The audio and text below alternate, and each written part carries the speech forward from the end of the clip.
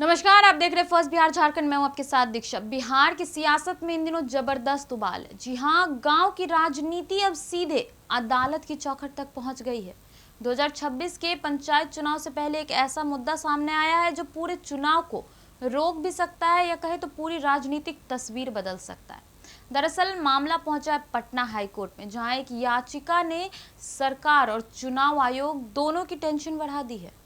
आपको बताएं कि याचिका में साफ कहा गया है कि बिना नए परिसीमन के पंचायत चुनाव कराना जो है वो लोकतंत्र के साथ अन्याय है।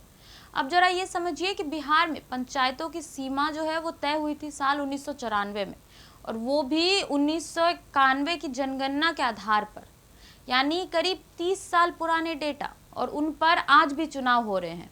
अब सोचिए कि 3 दशकों में आबादी बढ़ी, गांव शहर बने, भूगोल बदला, यहाँ तक कि सामाजिक ढांचा बदला, लेकिन चुनाव का जो ढांचा है वो वही पुराना है। इसी को लेकर के याचिकाकर्ताओं का कहना है कि अब पूरी व्यवस्था अब आउटडेटेड हो चुकी है। जी हाँ, उन्होंने इस पर याचिका दर्ज की है। इस पूरे मुद्दे को और भी गंभीर तब बन गया जब मुखिया संघ के प्रदेश अध्यक्ष मिथिलेश कुमार और उसके अन्य जनप्रतिनिधियों के समर्थन में, उनका कहना है कि बिना नए परिसीमन के चुनाव कराने से कई क्षेत्रों में मतदाताओं के जो अधिकार है वो प्रभावित हो रहे हैं। उन्होंने अदालत से यह भी अपील की है कि जब तक पंचायतों की सीमाओं का पुनर्निर्धारण नहीं हो जाता तब तक चुनाव प्रक्रिया को रोक दिया जाए।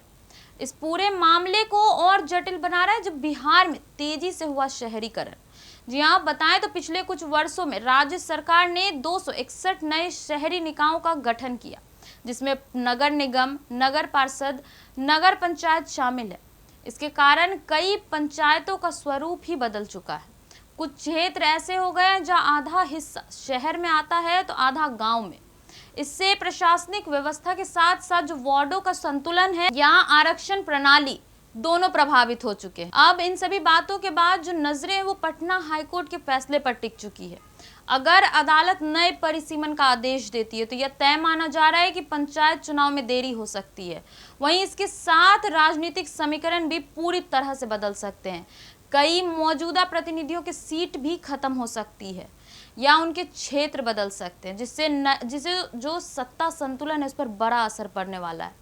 कुल मिलाकर बताएं तो बिहार में जो पंचायत चुनाव है उससे पहले यह मामला एक राजनीतिक और कानूनी संघर्ष का रूप ले चुका है।